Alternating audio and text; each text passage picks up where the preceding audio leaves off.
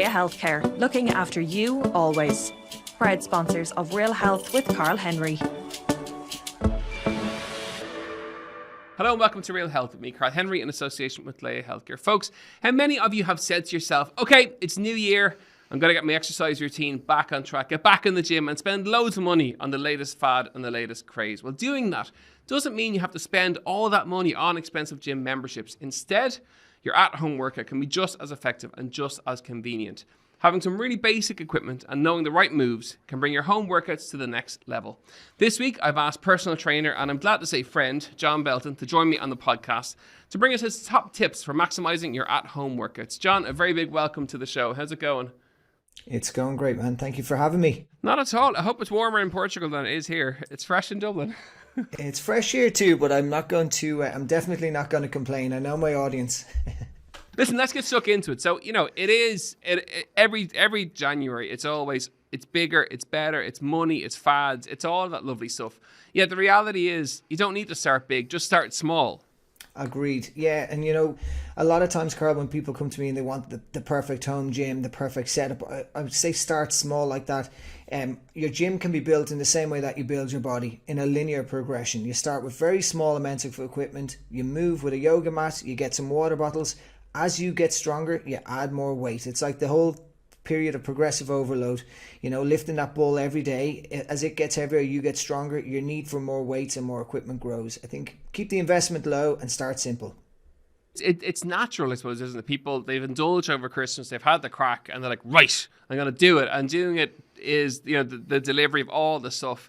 And, a basic set of dumbbells, maybe a basic barbell, stuff like that. That's all you really need to start off. So just keep it, maybe use them as goals in terms of what to work towards as you maintain your results and maintain your progress, that you can add to the stuff as you go. But initially, small amounts of equipment, and that's all you need. Yeah, and I often recommend kettlebells before I'd say taking in dumbbells or barbells, because a kettlebell has a bit more function to it. You can use a kettlebell for kettlebell swings, squatting, deadlifting. You can do that with dumbbells, but the dumbbells don't translate to kettlebell use as well as kettlebells translate to dumbbell use. And the beauty of kettlebells, with one bell, you can just add that weight, get a little heavier each couple of weeks as you progress. If you sit down with a coach and get a kind of basic assessment of where you are, they'll very quickly be able to tell you what weight to go with. And also from a cost point of view, we're all keeping an eye on how much money we're spending at the moment. So if you start small with your kettlebell, add as you need. The other thing you can do is you can always sell them on and get a very good price for them. At the end of the day, it's just a block of metal. It's not like it really depreciates. It might get a tiny bit rusty and a bit of sweat on it, but otherwise you won't lose much expense when you buy kettlebells. And of course, I saw one or two a few months ago in one of the stores here, which had basically an adjustable kettlebell, which came with almost like a tiered set where you could click in an extra, say, 2.5 kilos and 2.5 kilos. So that might be a handy option to start with as well, if you can find them and if you can get your hands on them. Of course, yeah, they're very handy. I haven't used them myself, but I have a set of dumbbells that are adjustable like that, and it's from a space point of view, it's so convenient. And like that, you can just progress in small steps, which is really the most important part of any training program, that you progress at the right rate. Yeah, and you kind of take us naturally into the next kind of point I wanted to chat about, which is that program element. So you'll see lots of stuff over Christmas. You'll see lots of stuff online. You'll read lots of stuff. It's important to get a program and a consistent program that you can put in place, that you can follow for a period of time, that you can track and benchmark your results off, and then go on to another program. So it makes it much more efficient as from a results perspective to have that consistent program, doesn't it? It does, of course. And one thing we saw throughout COVID was this huge accessibility to online programs, which is fantastic both for coaches to be able to get ourselves out there and also for the individual that wants to get fitter and healthier. The downside to that was people started cherry picking what they wanted to do from multiple programs. So they go, I think I'll do a bit of X program today, but tomorrow I might do a bit of Y. And although that's a great way to kickstart your fitness, and really anything that gets you moving and training and exercise is going to be of benefit at the start, for long-term success, you need progression. You need to get the weights moving the right way, the kind of technical aspect of training progressing at the right rate. And you can't do that when you're jumping from one program to another. People don't really want to we're all the same. We don't really want to take a day off once we get going, and sure, I'll do his program because I don't want to take a rest day today. But the reality is we have to remember the magic happens when you take that rest day. So if you have a properly structured program, you will have progressions at the right rate, you'll have recovery in the right place, and the program should tick a lot of general fitness boxes. And of course, we all have things that we like to train and don't like to train. Like men, men have body parts they don't like to train, and women the same. You have exercise that you really enjoy, and chances are, if you haven't got a program put together, you're gonna do the stuff that you want to do, and you're gonna avoid the stuff that you don't want to do. Of course, I learned this in my leaving cert when I started adding up how I could get my points up. I always loved geography, and I could maybe get an extra little mark or two out of my geography, but if I actually put the work in with my maths, it brought my total score up. And the same thing applies in our fitness journey. If we just do bench every day, it's not really going to bring on an aerobic fitness. If we get that kind of general balance of building some strength, building structural balance, building mobility, and building an aerobic piece to our training, we got to remember that at the core of every program, there has to be a health bias to it. We want to be as healthy and vibrant as we can. And if we neglect certain aspects of fitness, then unfortunately that will come back to haunt us later on down the road, and we'll have to work on it then. Yeah, and you just like you're saying, it is important to have the I suppose the honesty to say, look, I need to work on my aerobic fitness, or I need to work on my glutes or my quad, to ensure that you do have that balance. And sometimes stepping back and planning, but also looking at your fitness level and to see what what you need to do and what you need to do to improve that. That's important too, from planning both from a physical perspective, but also planning from a time perspective in terms of planning your workouts, getting it in and getting it done at times that suit you. Yeah, of course. Scheduling is such a huge part to it. And, for personal training, our clients are working on an appointment basis, as are yours. So they won't let you down. If you've got an appointment that you've made with your trainer, you're a lot less likely to cancel and leave it for something else. So make that appointment with yourself. Put it into your calendar. We're all on phones with calendars now. Put that appointment in your calendar, set it on repeat, and it becomes a non-negotiable. And that's a really important step in consistent progress. I think one little thing to note, Carl, is that when we talk about, just to go back, working on weaknesses and none of us want to work on things we're not strong at. And I think it's important for people, and I'm probably more specifically talking to people embarking on a new fitness career, it's important to understand that failure isn't a great word, but getting to that level is part of your journey.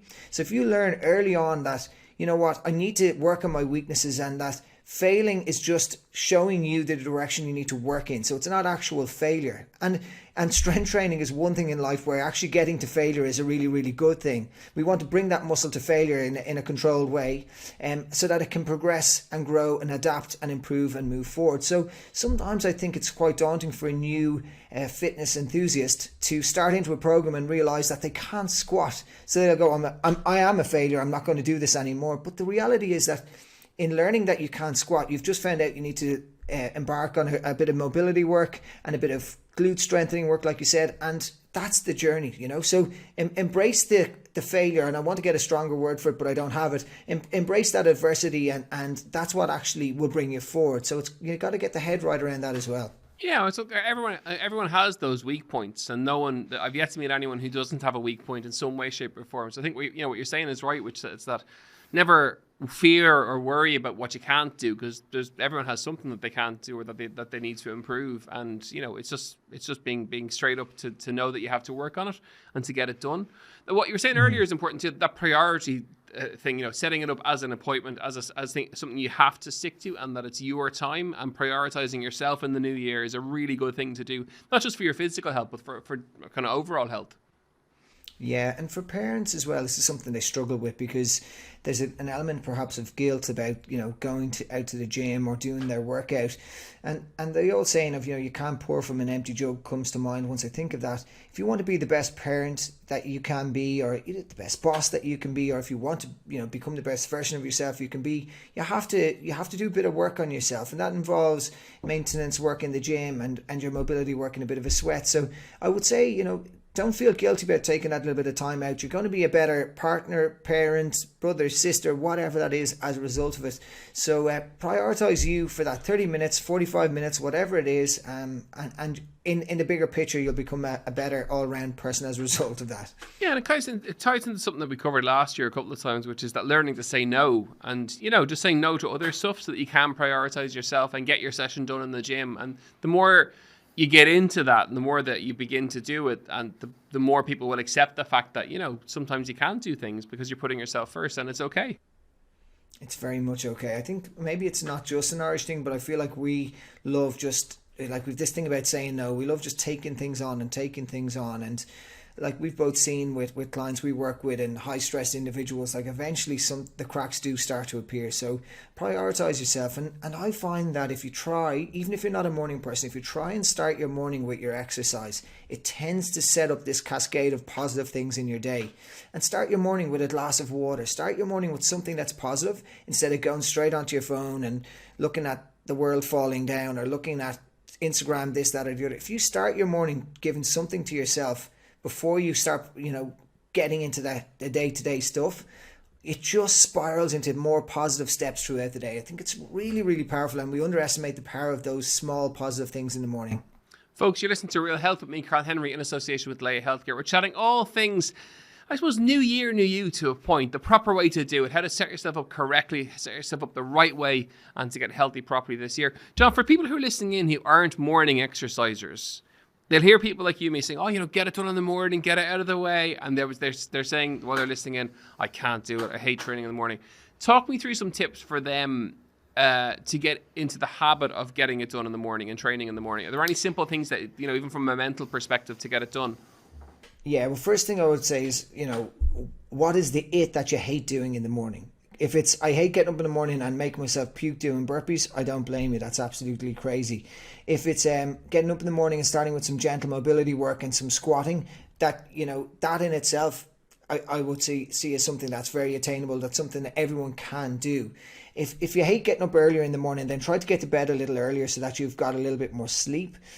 You'd be surprised how quick that mindset changes once that habit starts. The formation of a habit at the start isn't always comfortable, and with that discomfort, you're going to get these emotions that come up.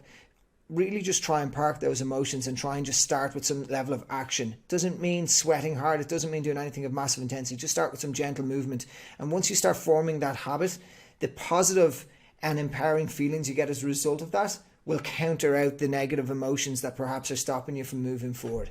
It's easy for me to say that, but really, once you start with some simple action in the morning, just don't underestimate where that journey can bring you. And we can sometimes get caught in I don't want to be like that guy who gets up and run a marathon every morning. Nobody's asking you to do that. Start simple, start with 5 minutes on your clock, and then go on about your day and allow that to grow organically, and you just don't know where it's going to bring you.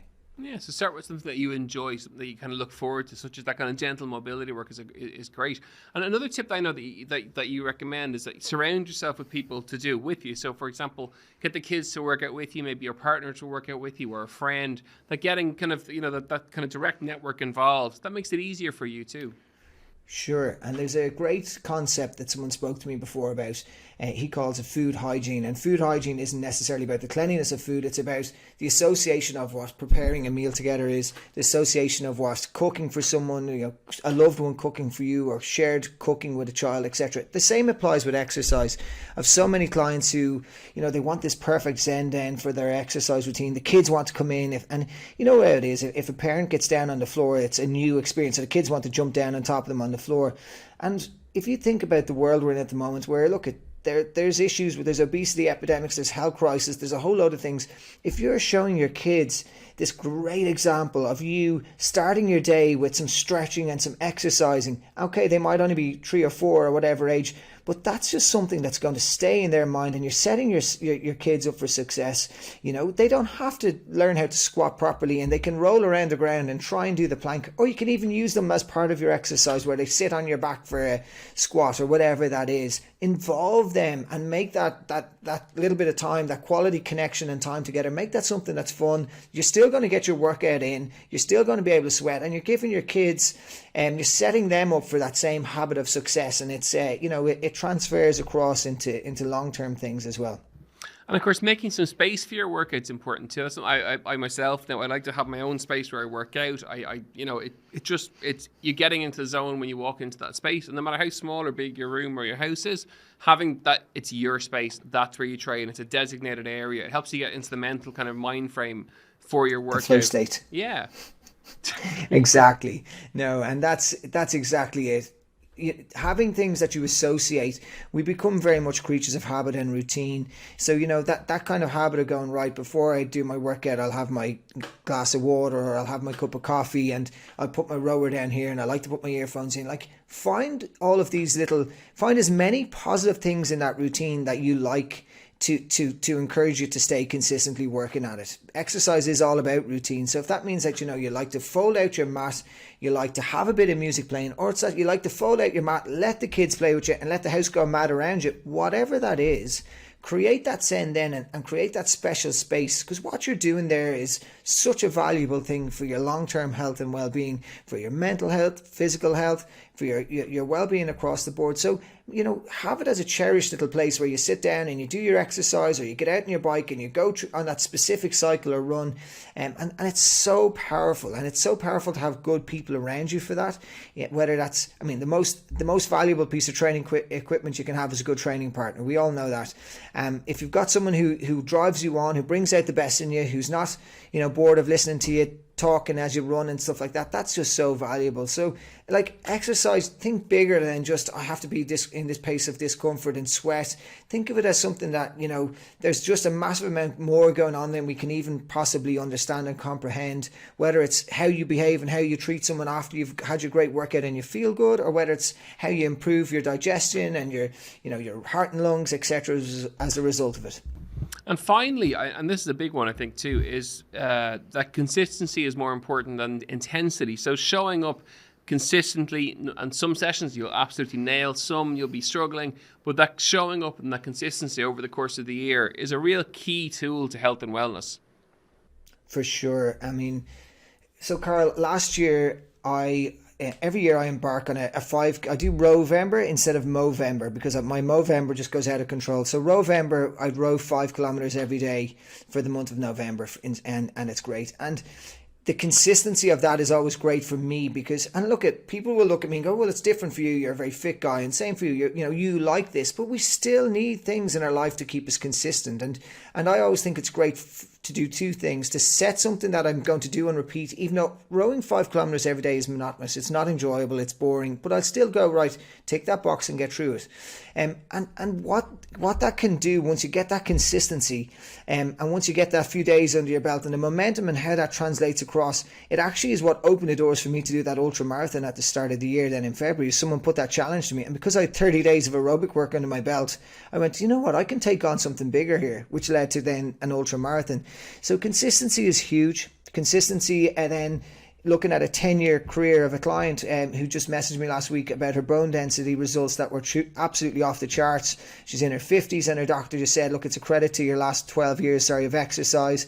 You don't see the benefits from a bone density point of view for 6 weeks of training, but that consistent checking in, checking out, where you think you may not see that visual result in the mirror, but what you're doing in a 360 kind of manner is absolutely huge, and it's the profound thing that will separate you and give you longevity in your health and your career, and even in your relationships as well. John, as ever, it's great to catch up. If people want to follow you, where can they find you? Instagram is best. Just John Belton's the best place to get me. And yeah, I always answer messages. It takes me a while sometimes to get to them, but if anyone has questions or anything I can help with, make sure to shout. And you've some new programs coming this year as well, haven't you? Tell us about That's them. correct. Yeah, myself and my wife Adrian have some fitness programs which we'll be re-releasing in the new year. They're kind of like a personal training approach to each little workout. And then myself and Vogue Williams are going to release a program together as well, which will have some Zoom live workouts in there as well. And the goal is to kind of get a community together, build a bit of momentum, and to kind of kick people off in the new year with that as well. Great, cool. John, great to talk to you. Mind yourself, and we'll catch up soon. Folks, that's it for another episode of Real Health with me, Carl Henry, in association with Leia Healthcare. As ever, you know where we are, at Carl Henry PT on Instagram, realhealth@independent.ie. Loads of tips and loads of content there for myself and from John this week. Have a wonderful week, and we'll see you very, very soon. Slán go fóill. Leia Healthcare, looking after you always. proud sponsors of Real Health with Carl Henry.